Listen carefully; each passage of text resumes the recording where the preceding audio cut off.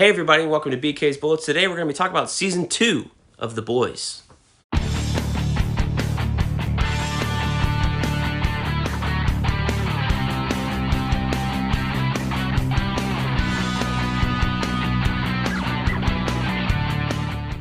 Hey everybody, and welcome back to BK's Bullets. As always, I'm your host, Brent. Today we're going to be talking about The Boys Season 2. This is Amazon Prime's show. This is probably the second show I've watched on Amazon Prime.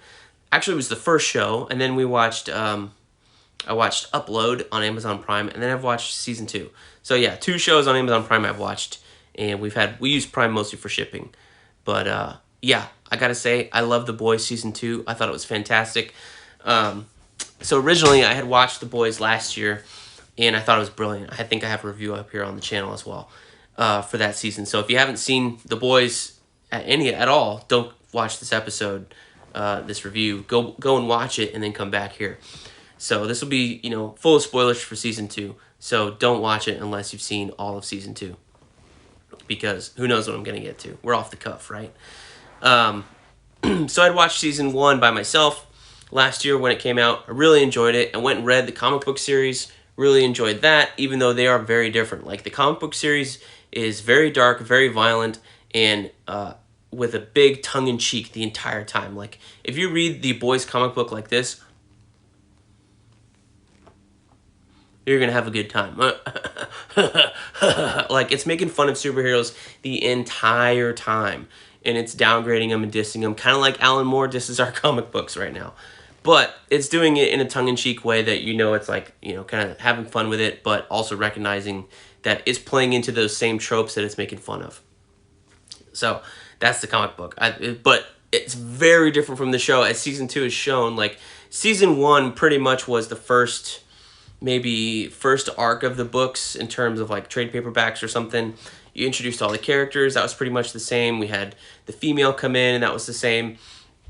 And then they had this big twist ending with Butcher, finding his wife. His wife wasn't dead. In the comics books, she is dead. And then you have, Homelander have a son. In the comic books, Butcher's wife is raped by Homelander, and she does carry the child to term, except the child tears through the woman, which kills her, basically. Think like Alien, but with a baby. And then they said the baby didn't last very long because it was this weird amalgamation of genes and stuff. It's too strong for its own good. So, yeah, that happened in the books, but the child didn't survive. In the TV show, the child survives. So that's kind of what Season 2 hinges around is. We know Becca's alive, and we know there's a child. And the child is a little boy who's innocent. His name's Ryan. So the overarching plot, I guess, other than to take down Vought, is the main plot is Butcher and his wife and his kid, and not his kid, but his stepson, basically. Or this son his wife had him with another man, not of her choice, right? And then Homelander also, at the same time, discovering he is a father, and he has a son. So he's trying to raise his son in a way that he thinks that he is fit to, even though he never had parents. He never had a good example of a father. So does he even know what to do? No, he doesn't. And then you have Stormfront come in and all her stuff with the Nazi history, and that's wild. We had a lot of fun watching this thing. Like, I think by the time we got to, my wife and I, when we got to the Insane Asylum episode where we met Lamplighter, it was like, oh, this is great. I really like the season. And then it escalated from there to there to there. Even though the episodes before then, I think, were, some of them were good, some of them were bad, some of them were so-so. We had the whole thing with, I don't know what they call her in the show. They gave her a name. I can't remember off the top of my head. But in the comic, she's the female. She's played by Karen. I can't remember her last name now. Anyway, you meet her brother, and you fight him for the first couple episodes, and you have that arc. But I think by the end of it, when it's all about the son and Stormfront and Homelander and Billy and what kind of man he is, that finale of Season 2 was phenomenal. I thought it was excellent.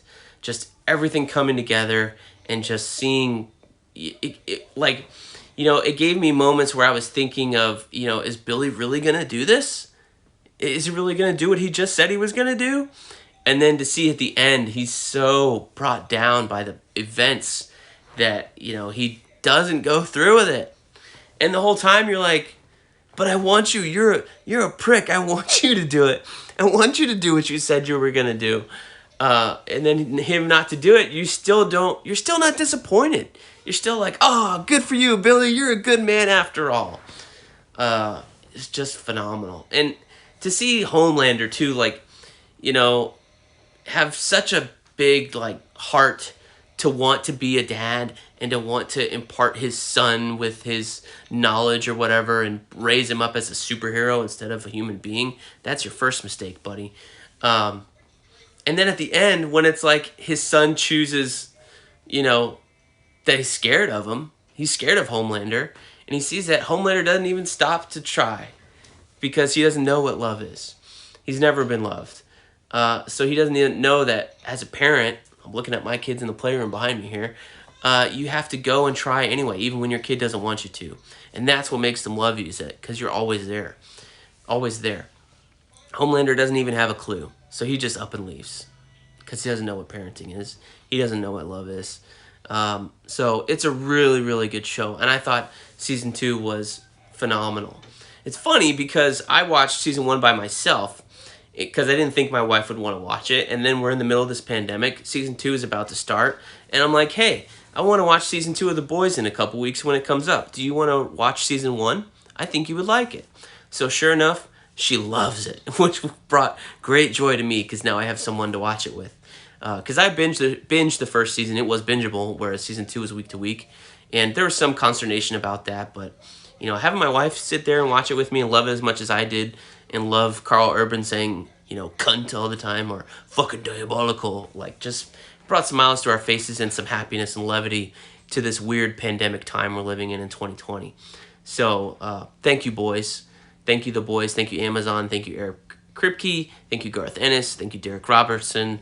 And thank you, actors. Thank you, Homelander, Carl Urban, Huey, Jackie Quaid, Mother's Milk, who the thing about The Boys is they've gone now they're miles apart in terms of where the comic is and where The Boys are, even though the same underlying tone is the same, but in terms of story-wise, I have no clue where this show is going anymore. And that is a lovely thing to experience, having read all 60 issues of The Boys and the miniseries and stuff like that.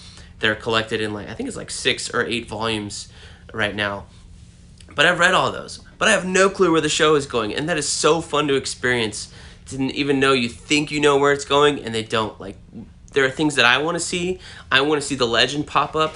I want to see Mother's Milk's mama. If you know what I'm saying, if you read the books and you got that far, I want to see her. If are we going to dive into this thing? Because it seems like we're maybe not. Because there were certain members of The Boys that had superpowers. I think Mother's Milk had some Vought in his system.